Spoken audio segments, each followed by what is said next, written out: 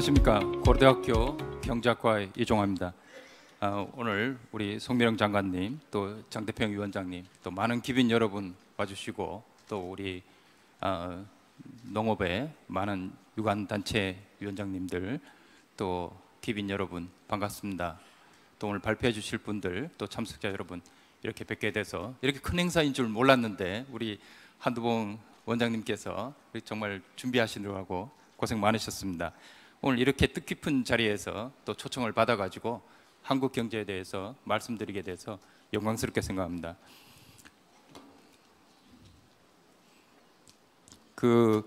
지금 뭐 세계와 한국 경제에 상당한 불확실이 많아가지고 전망하기가 쉽지 않습니다.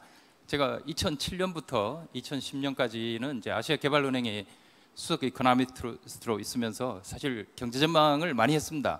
근데 이제 자주 틀립니다. 그래서 뭐 잘 아시다시피 경제학자들이 뭐 전망하는 게 잘 맞지가 않고, 또 굳이 예를 들자면은 뭐 학자만 틀리는 게 아니라 정부도 자주 틀립니다. 여러분 잘 아시다시피 특히 불확실성이 크고 또 예측하지 못했던 일들이 많이 발생하는 시기에는 전망하기가 참 쉽지가 않습니다.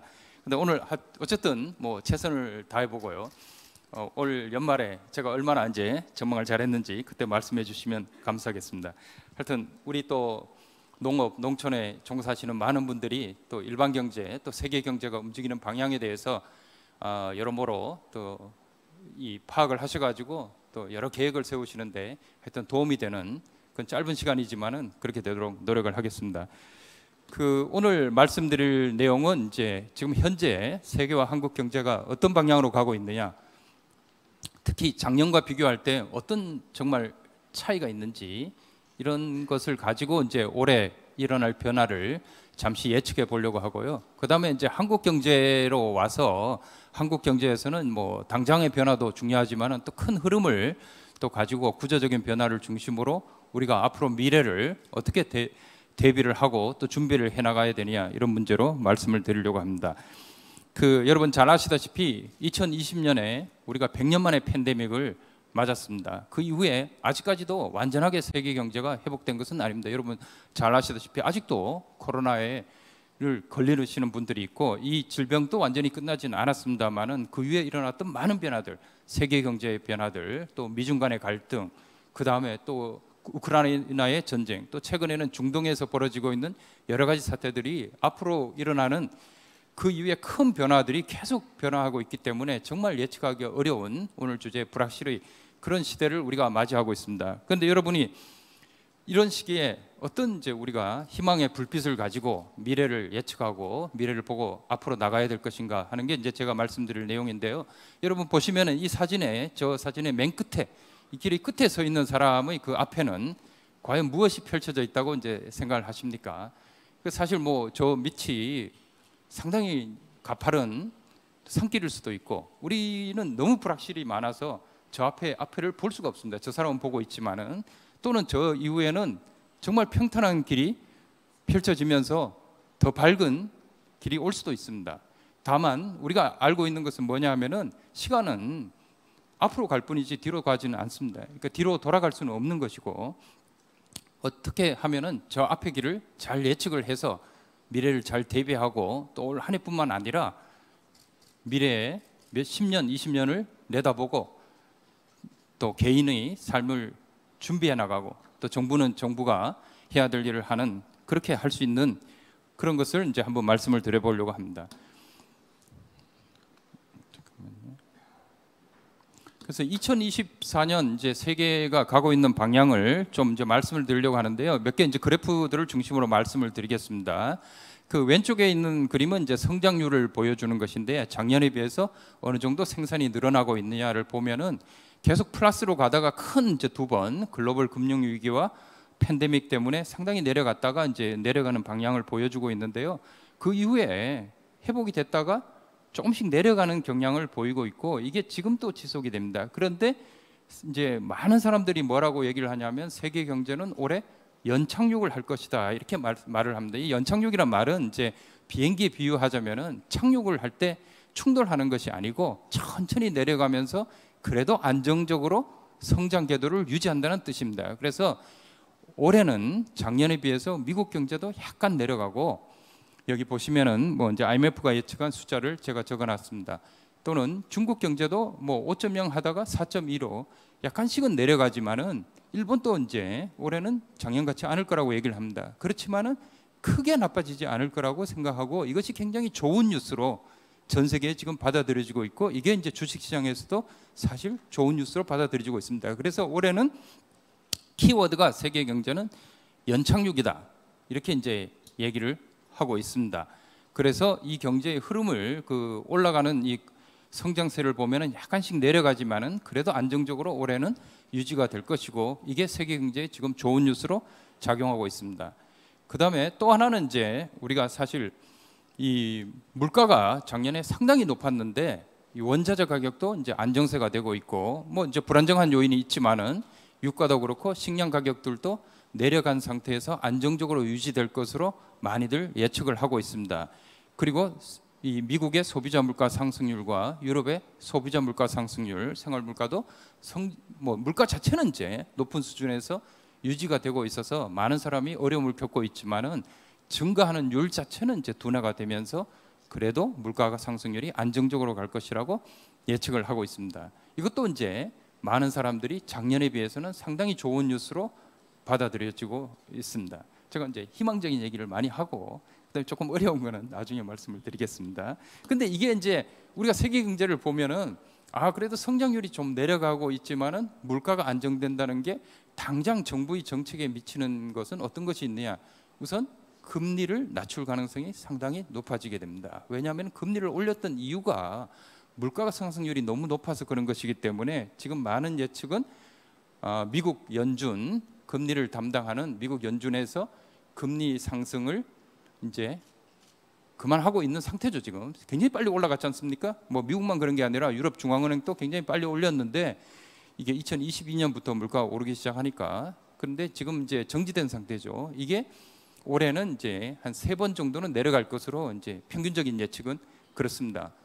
그러면은 이제 이게 내려간다는 예측은 이미 시장에서 지금 왔다 갔다 하고 있습니다만은 시장에서 반영이 되고 있기 때문에 시장의 금리는 주로 이제 채권 금리는 정부가 발행하는 채권 금리를 보시면 오른쪽에 내려가는 아직 높은 수준입니다만 내려가는 경향을 보이고 있습니다. 그래서 이제 이것도 이제 금리가 확실하게 언제 어느 정도의 크기로 어느 정도 속도로 내려갈 것이냐가 아직은 확실치가 않고 제가 생각하기에는 뭐 보통 대부분 이제 3번 정도면은 3월이나 이제 부터 시작할 것이다. 빠르면은 3월, 늦으면은 이제 5월 이후에 시작할 것으로 생각하고 있습니다만은 그런 것들이 예측이 왔다 갔다 하기 때문에 이제 금융시장은 변동이 그 뉴스에 따라 가지고 변동이 심합니다. 그래서 올해는 이제 금융시장의 변동은 상당히 심한 시기가 될 것이라고 생각합니다. 금융시장의 변동은 이제 좋은 뉴스에도 반응을 하고 나쁜 뉴스에도 반응을 하기 때문에 이것이 이제 영향을 미칠 것으로 생각을 합니다. 그러면은 이제 지금까지 말씀드린 것을 요약을 하면은 작년에는 사실은 경제가 이러다가 꼬꾸라치는 게 아니냐, 물가가 저렇게 올라가다가 굉장히 힘든 상태가 되는 것이 아니냐, 모든 사람이 어려움을 겪는 것이 아니냐, 금리는 계속 높아지는 게 아니냐 하는 걱정이 많았는데 올해는 이제 금리도 내려가고 물가 상승률도 좀 안정적이고 경제도 성장률이 그나마 플러스에서 계속 안정적으로 유지가 된다 그러면은 좋은 그림이라고 생각할 수 있는데 그렇지만은 이제 여전히 불확실성과 위험은 있습니다. 이게 이제 어느 정도의 크기로 작용할 것인가 하는 것은 시간이 가면서 점점 명확해지겠습니다만은 이제 우리가 잘 알고 있는 이제 지금 중국 경제에 이제 제가 오늘 뭐 더 말씀 안 드리겠습니다만은 부동산 위기나 경착륙 문제가 이제 있기 때문에 중국이 어느 정도 위기를 겪을 가능성은 충분히 갖고 있고요. 우크라이나에서의 전쟁도 장기화될 수 있고 지금 중동에 대한 걱정도 상당히 많습니다. 주로 지정학적 위기가 상당히 많은 시기고 이게 하나하나는 뭐 어느 정도까지 예측이 되어 있기 때문에 큰 문제로 작용하지는 않을 것이라고 생각을 하는데 이게 여러 가지가 한꺼번에 겹치게 되면 이제 소위 복합위기, 퍼펙트 스톰, 그러니까 완전한 폭풍의 형태를 띠게 되면서 배가 뒤집히는 그런 상태가 될 것이라는 이제 전망이 아직도 있습니다. 그 전망이 이제 어느 정도 가시화될 것이냐는 이제 한 3개월 정도는 지나봐야 알 수 있는데 위험이 완전히 사라지지는 않았다 이렇게 생각을 하시면 될 것 같습니다. 지정학적 위험은 뭐 어느 정도 무엇에 영향을 미칠 것인가?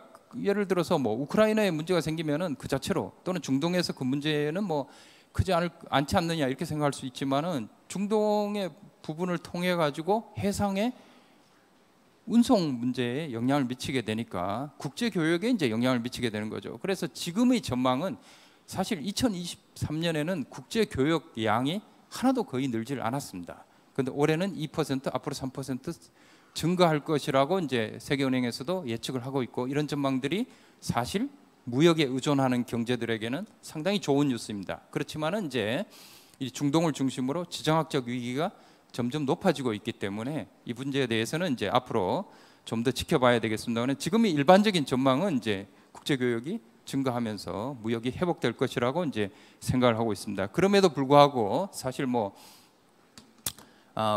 지금 미국에 올해도 이제 선거가 있고, 또 전체적으로 봐서 선진국 경제들이 코로나 이후에는 자국 경제를 우선으로 하지 세계 경제에 대해서 안정적으로 성장하기 위해서 이제 양보하는 그런 시스템은 이제 많이 무너졌습니다.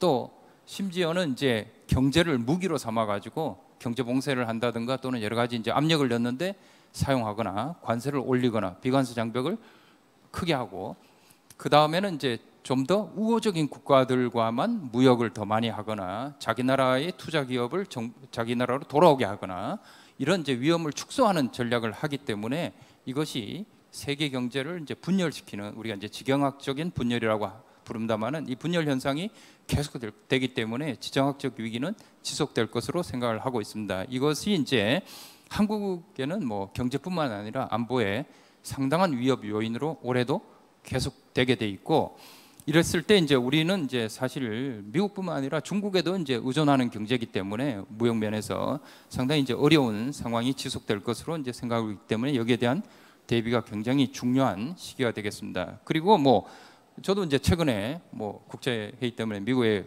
갔는데, 왜 밖에서는 이제 사실 우리는 어느 정도까지 생각하시는지 모르겠지만은 이제 대만, 한국의 위기에 대해서도 상당히 걱정을 하는 이제 목소리가 많습니다.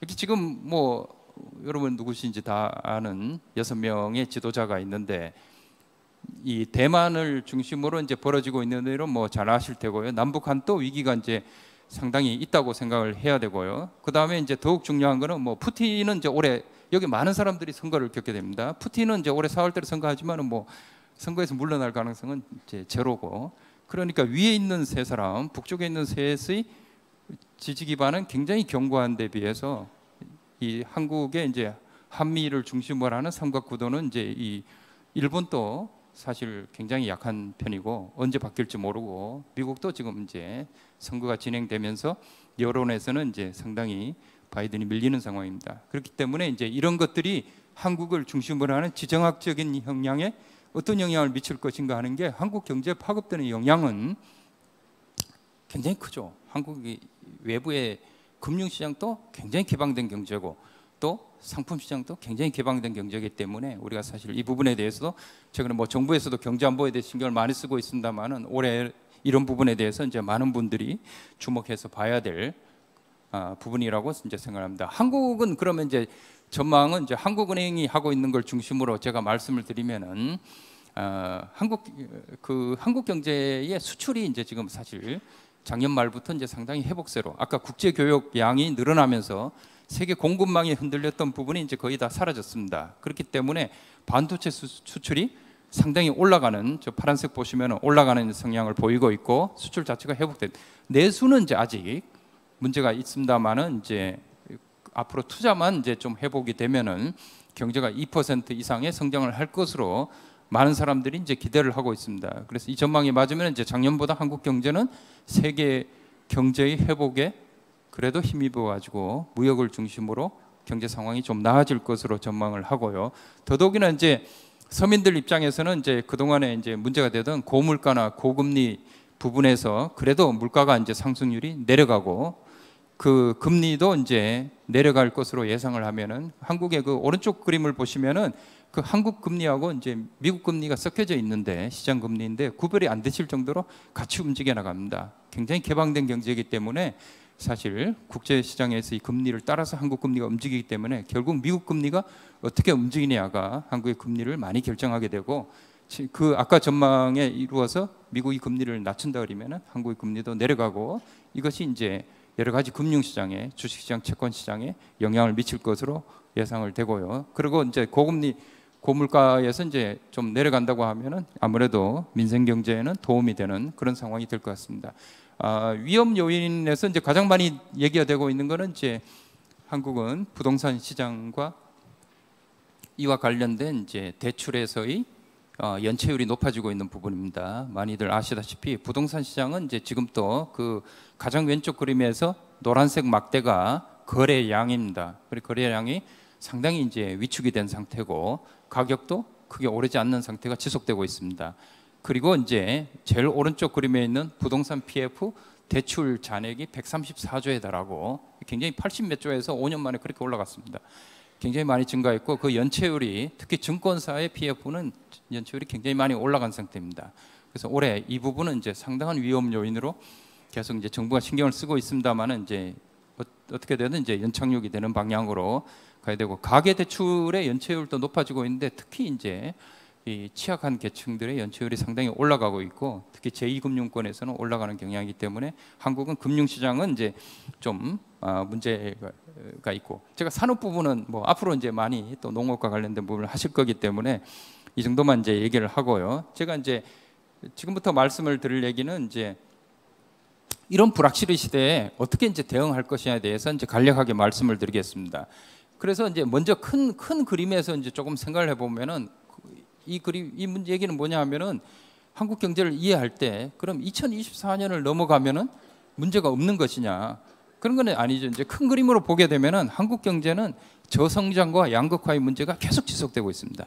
특히 저성장 추세는 계속 굳어지고 뭐 작년에 1.4% 성장이지만은 이제 여러 국제기구 OECD 같은 데서 예측한 거 보면은 지금 뭐 인구 문제도 있고 또 기술 진보도 둔화되고 있기 때문에 한국 경제는 결국 1%대, 0%대로 성장률이 계속 낮아질 걸로 생각하고 있습니다.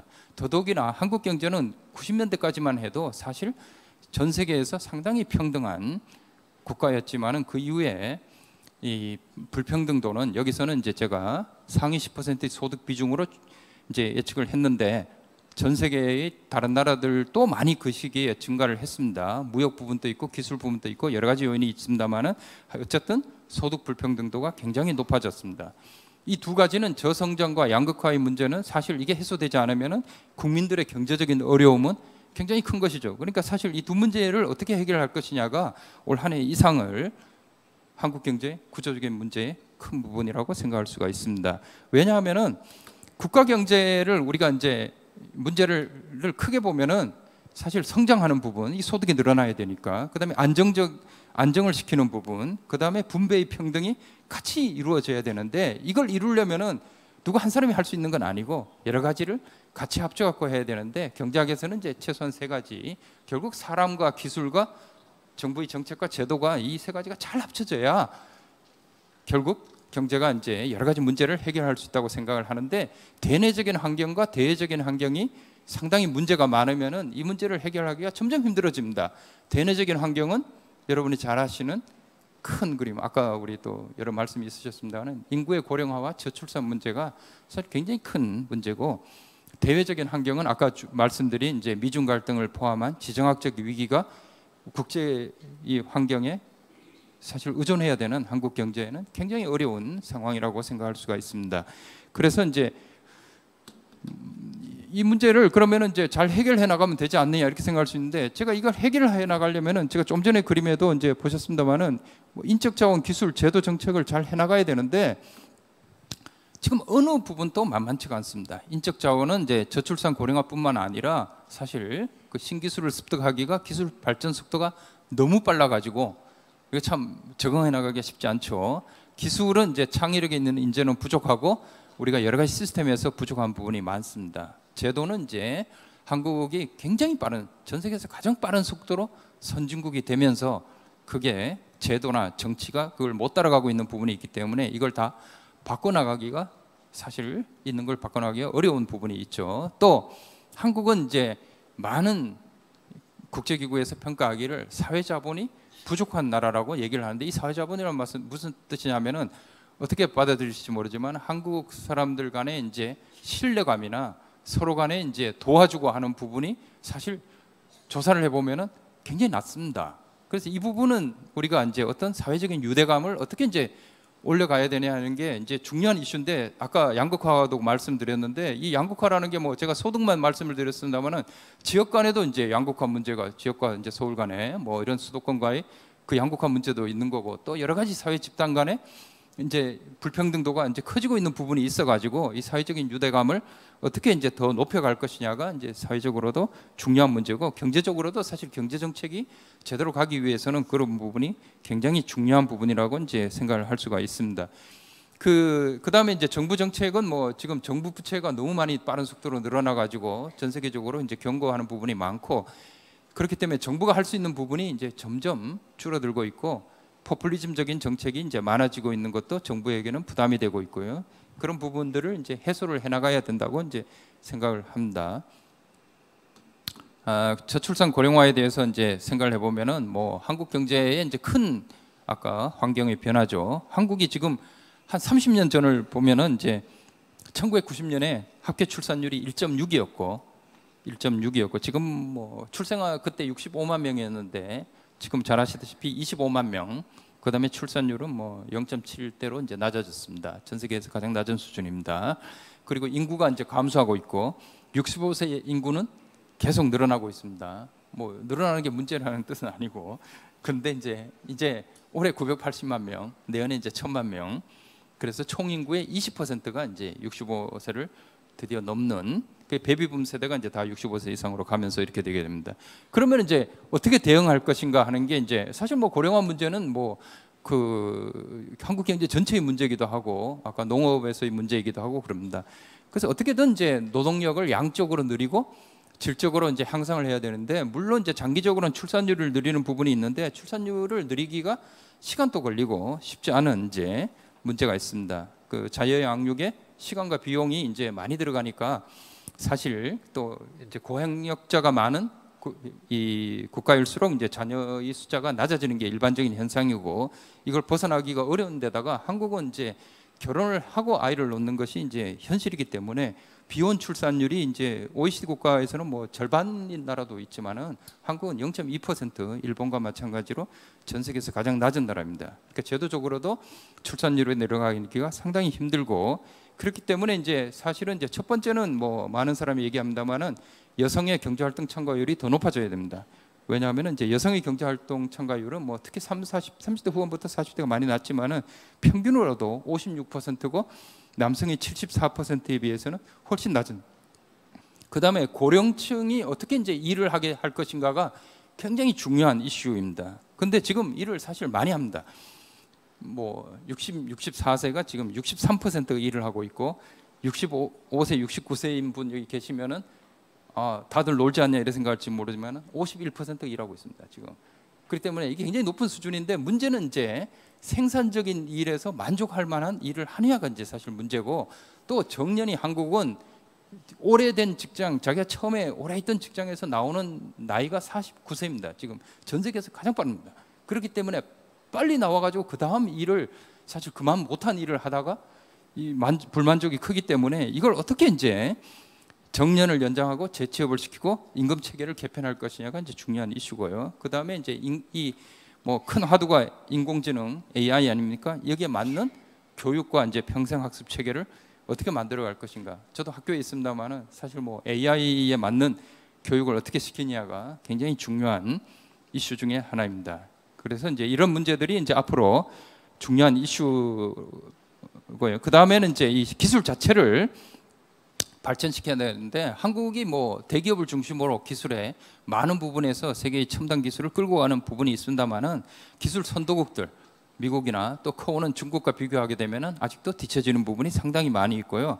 특히 전 세계적으로는 이제 한국이 이런 기술을 혁신을 뒷받침하는, 창업을 뒷받침하는 금융시장의 역할, 자본시장의 역할에 문제가 있다. 그다음에 정부 정책은 좀 비효율적인 부분이 많다는 지적을 많이 받고 있습니다. 그래서 장기적으로 봐서는 사실 불필요한 제약이나 규제가 많이 없어져야 되고, 이런 모험 정신을 가진 기업가들, 청년 기업가들, 그다음에 이제 유능한 엔지니어들, 그다음에 이제 모험 자본에 적극적으로 투자하는 사람들, 그다음에 위험 부담에 대해서 보상 체계, 내가 한번 실패하더라도 재기할 수 있는 그런 환경, 그다음에 효율적으로 경쟁할 수 있는, 대기업과 경쟁할 수 있는 그런 기업들이 많이 나오는 그런 환경을 만들어줘야 이제 우리가 사실 그 기술 혁신을 더 나갈 수 있는데, 제가 이제 오른쪽에 있는 거는 이제 그 세계적인 순위인데, 우리가 기술 혁신으로 봐서 모든 역량의 순위는 이제 세계 10위권인데 어떤 제도나 이런 부분에서는 전 세계적으로 상당히 이제 낙후된 그런 평가를 받고 있습니다.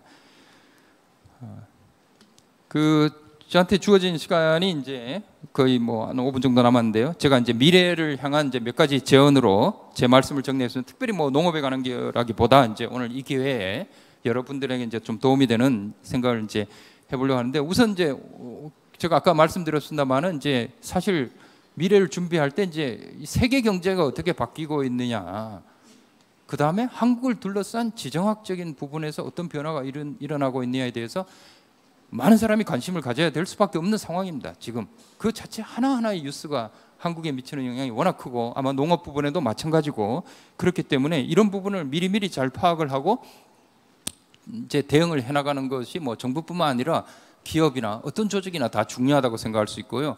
큰 그림은 이제 사실 아까 말씀드린 인적 자원이나 기술 제도가 다 바뀌어가야 되겠지만은, 당장은 사실은 어떤 이제 이게 비행기가 착륙하는 것과 마찬가지이기 때문에 이 리더들의 역할이 굉장히 중요합니다. 여기 단체를 이끌고 계신 분들도 있고 정치권에 계신 분들도 있고 많은 부분들이 있는데, 사실은 이제 어려울 때 길을 찾고 이제 조직을 인도하는 게 바로 이제 리더라는 게 이끌어가는 사람이라는 뜻 아닙니까? 그러니까 리더들이 이제 우리 사회에서 어떤 역할을 하느냐가 점점 더 중요한 시대라고 이제 생각을 합니다. 불확실하기 때문에 리더 역할이 더 중요하다. 그다음에 각 개인은 이제 이게 미래를 준비한다고 하면은 이제 사실은 지식, 기술, 지혜 이걸 갖추는 것이 굉장히 중요하고요. 그 기술이 발전이 굉장히 빠르기 때문에 거기에 맞는 직무 능력을 어떻게 갖추어 나갈 것인가, 또 사실 뭐 어떤 이제 기술적인 측면뿐만 아니라 어떻게 살아가야 되냐 하는 것에 대한 이제 지혜가 굉장히 중요하고, 그런 지혜는 이제 사실은 이제 어떻게 행복하게 살 것인가에 대한 생각을 해보면 소득도 중요하지만, 아까 제가 말씀드린 이제 어떤 뭐 물론 건강도 중요하고요. 사회적으로 나를 둘러싸고 있는 사람들, 가족일 수도 있고 친지일 수도 있고 어떤 그룹일 수도 있고 농민단체일 수도 있고, 이런 그룹들에서 어떻게 서로 신뢰하고 믿고 같이 협동해서 일을 해나갈 수 있냐 하는 부분이 이제 중요할 것 같습니다. 특히 이제 어떤 이제 농업에 종사하시는 여러분들 입장에서는 이제 사실 AI의 발전이라든가 산업의 재편이라는 게 다른 나라도 그렇지만 이것이 이제 큰 위협이기도 하지만은 또 새로운 기회이기도 합니다. 그렇기 때문에 이거에 대한 이제 어떻게 잘 적응해 나가고, 이 적응해 나가는 이제 그런 데 이제 할 수 있는 사람들을 키워내야 하는 것이 굉장히 중요하고요. 사실 모두 이런 부분에서는 이제 잘 노력을 해야 우리 경제가 이제 또 올해 많은 불확실성이 있지만은 이걸 잘 헤쳐 나갈 거로 이제 생각을 합니다. 그래서 중요한 키워드가 사실은 뭐 희망을, 불빛이 보이느냐 그랬는데, 희망을 어디에 가지셔야 되냐 하면은 너무 찾지 마시고 그냥 희망을 가지시면 됩니다. 그래서 영화 쇼생크 탈출에서 제가 인용을 했는데, 제가 좋아하는 말입니다. 그래서 두려움은 너를 죄수로 가두고 희망은 너를 자유롭게 한다 그랬는데, 이 영화를 보신 분들은 아시겠습니다만은 이 쇼생크라는 감옥에서 아주 어려운 상황에서 갇혀 있는 죄수지만은 두려워하지 않고 자기는 언젠가는 여기를 탈출할 수 있을 것이라는 희망을 가지고 자유로운 인간이라고 자기를 생각을 합니다. 그래서 사실 뭐 한국 경제를 생각해 보면은 오늘 제가 뭐 올해 약간 나아질 거라고는 얘기를 했습니다만은 항상 어려웠습니다. 그리고 어려울 때가 뭐 반세기 동안 지금보다 더 어려울 때는 수없이 많았습니다. 그렇지만 이제 이걸 잘 헤치고 나왔는데, 그 헤칠 때마다 사실은 모든 국민의 힘을 합쳐가지고 열심히 하고 또 그런 걸 끌어가는 리더들의 역할이 있었습니다. 그래서 2024년에 사실 아마 이제 오늘 행사에 제가 드릴 말씀은 이제 여러 가지 이제 세계 경제의 변화나 한국 경제의 변화가 크게 보면은 이제 어려운 부분도 있지만은 또 좋은 뉴스도 있고, 앞으로 진행이 되는 걸 잘 보시고 잘 미래를 준비하시고 희망을 갖고 미래를 대비하시고 하여튼 다 행복한 그런 2024년이 되기를 기원합니다. 경청해 주셔서 감사합니다.